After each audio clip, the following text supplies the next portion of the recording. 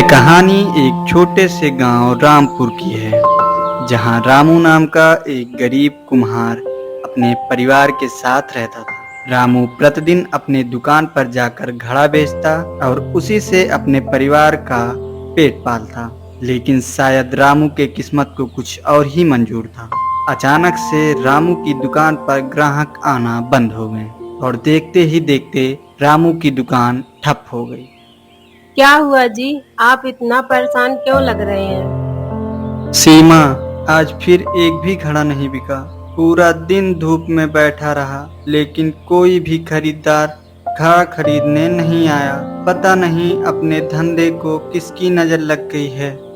मैं जानती हूँ हालात खराब है, लेकिन विश्वास मत छोड़ो रामू, कुछ अच्छा जरूर होगा। गांव के लोग अब उसके मिट्टी के घड़ों की बजाय शहर से प्लास्टिक के घड़े लाने लगे थे और ये सब देखकर रामू की हिम्मत और धैर्य दोनों टूटने लगा था। तभी रामू भगवान से कहता है, हे भगवान, मेरे साथ ही ऐसा क्यों हो रहा है? कई दिनों से एक भी घड़ा नहीं बिका है और मेरे पास जो पैसे बचे थे वो भी खत्म हो गए हैं। अब मैं अपने बीवी और बच्चे के लिए खाने पीने का सामान कैसे ले जाऊंगा? और मेरा घर पर मेरे बीवी और मेरा बेटा इंतजार कर रहा होगा। तभी गांव के सरपंच रामू के दुकान पर आ पहुंचे। उनके चेहरे पर एक अजीब सी मुस्कान थी। अरे रामू, क्या हुआ? तुम इतना परेशान क्यों लग रहे हो? कोई परेशानी है क्या तुमको? हाँ सरपंच जी, आपको तो पता ही है, कई दिनों से मेरे दुकान का एक भी घड़ा नहीं बिका है। मेरे घर पर मेरे बीवी और बच्चे भूखे हैं, इसीलिए मैं इस समय बहुत परेशान हूँ। तभी वहाँ पर मंटू आ पहुँचा, गांव का ऐसा व्यक्ति जो हर किसी के दुख में मजे लेता था। आप इस गरीब और भिखारी रामू के दुकान पर क्या कर रहे हैं? कहाँ आप गांव के सरपंच होकर इस भिखारी और गरीब रामू से बात कर रहे हैं? चलिए यहाँ से चलते हैं। शाम होते ही रामू थका हारा अपने घर पहुंचा। उसका उदास चेहरा देखकर उसकी पत्नी सीमा बोलती है, क्या हुआ जी? आप इतना परेशान क्यों लग रहे हैं? अब तो मुझे जीने का मन भी नहीं कर रहा है सीमा। आज तो एक भी घड़ा नहीं बिका और अब गांव वाले भी हमारी गरीबी का मजाक उड़ाते हैं। आप चिंता मत करिए जी, एक दिन भगवान सब ठीक कर देंगे। पिताजी, दूसरों के घर से हमेशा खीर की खुशबू आती है और हमारे घर कभी खीर नहीं बनती है। मुझे खीर खाने का बहुत मन कर रहा है पिताजी, हमारे घर खीर कब बनेगा?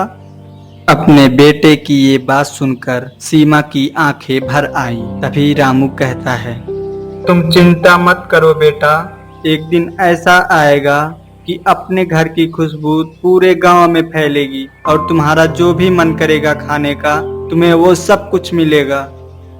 उस रात रामू बिना किसी को बताए रात के अंधेरे में हाथ में टूटी हुई टार्च और दिल में टूटी हुई उम्मीद लेकर जंगल की तरफ निकल पड़ता है। जंगल में पहुंचकर रामू एक पेड़ के नीचे बैठता है और आसमान की तरफ देखकर भगवान से कहता है, भगवान, क्या मेरी मेहनत ही मेरी सजा बन गई है? क्या मैं इस लायक भी नहीं हूँ कि अपने बीवी और बच्चों का पेट पाल सकूं? आपने मेरे साथ ऐसा क्यों किया भगवान, क्यों किया? तभी रामू को एक दर्द भरा आवाज सुनाई देता है। ऐसा लगता है कोई दर्द से कराह रहा है और मदद के लिए पुकार रहा है, मदद करो मेरी, कोई है, मेरी मदद करो।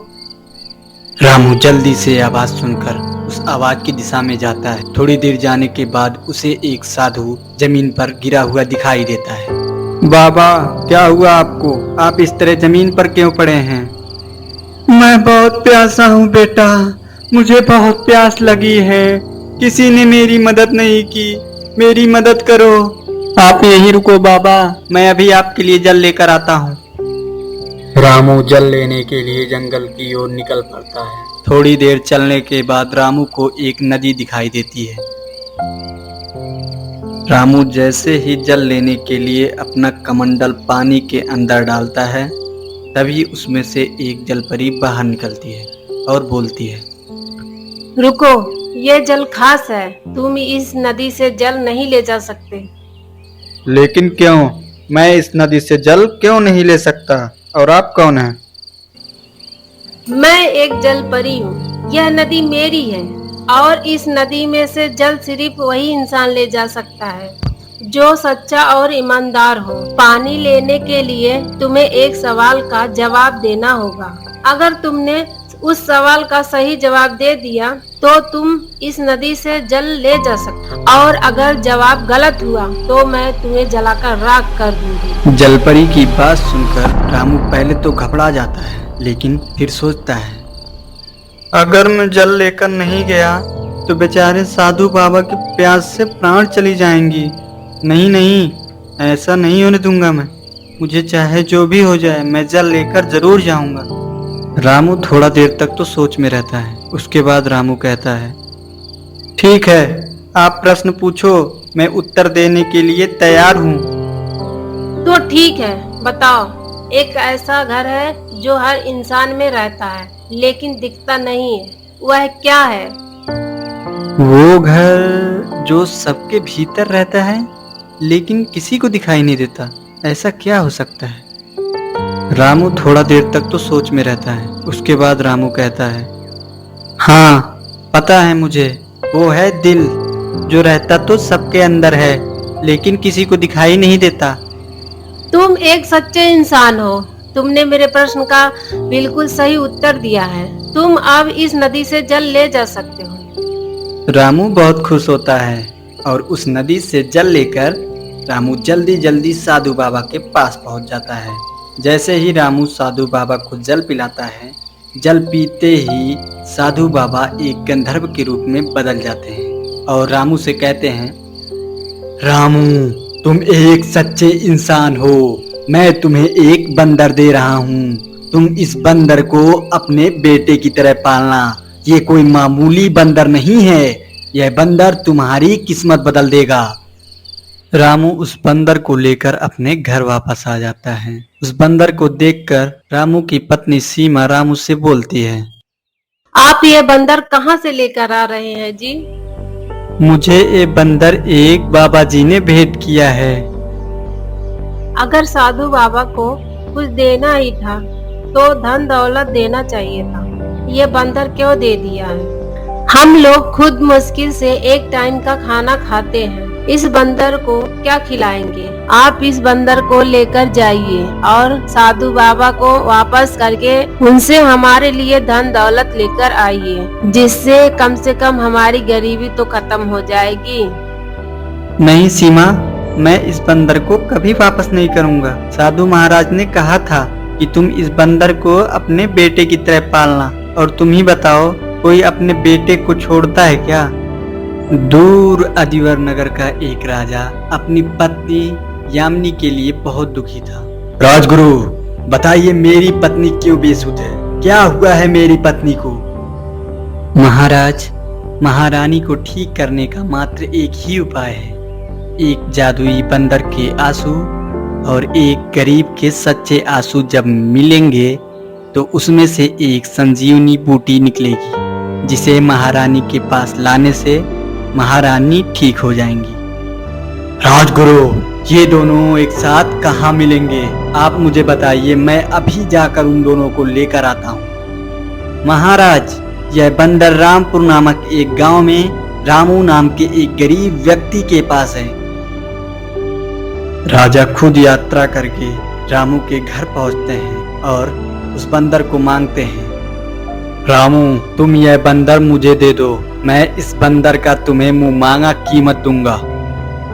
क्षमा करें महाराज, मैं ये बंदर आपको नहीं दे सकता। ये बंदर मेरे बेटे जैसा है और इतने दिन से ये मेरे साथ है, मुझे इससे बहुत लगाव हो गया है। मुझे क्षमा करें महाराज, मैं ये बंदर आपको नहीं दे सकता। अगर तुम इस बंदर को मुझे देने से मना करोगे तो मैं इसे बलपूर्वक लेकर जाऊंगा। राजा उन दोनों को बंदी बनाकर अपने महल में ले आते हैं। महाराज, मैं जानता हूं कि आप जो निर्णय एक बार ले लेते हैं उसे दोबारा वापस कभी नहीं लेते हैं। लेकिन मैं आपसे एक विनती करता हूँ, मुझे एक आखिरी बार अपने बंदर से मिल लेने दीजिए। ठीक है, जब तुम्हें अपने बंदर से इतना ही लगाव है तो एक आखिरी बार मिल लो तुम अपने बंदर से।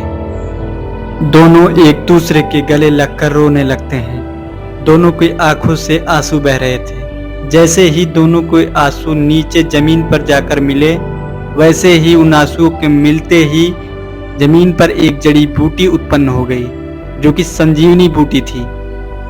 महाराज, यही है वह संजीवनी बूटी जो महारानी को एक नया जीवन देगा।